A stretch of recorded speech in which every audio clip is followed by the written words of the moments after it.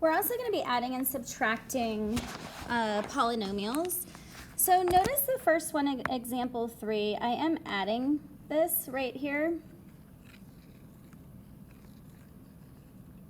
So I would rewrite this, well, I guess this one we could just add. Notice I have a negative 3x squared and a negative 4x squared. Also notice that I have a 9 and a negative 5. The others can't be added, so let's go ahead and write the answer to example 3, and then we'll talk about example 4.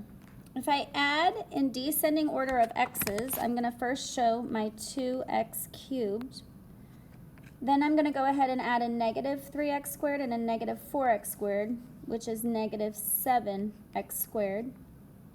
The 4x stands alone. It's a negative 4x, sorry.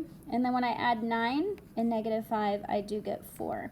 So the answer to example 3 is 2x cubed minus 7x squared minus 4x plus 4.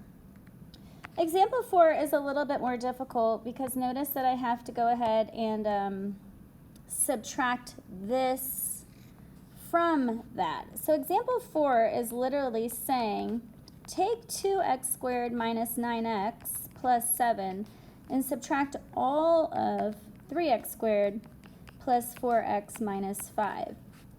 When I do that, notice I have to take this negative and distribute it to all of the terms inside the parentheses.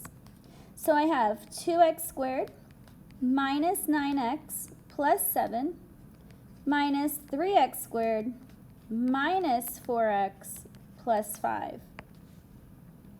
And we're going to work with descending order again. So I have an x squared of 2x squared and a negative 3x squared, which gives us negative x squared. I have a negative 9x and a negative 4x, which is negative 13x. A 7 and a 5 is 12.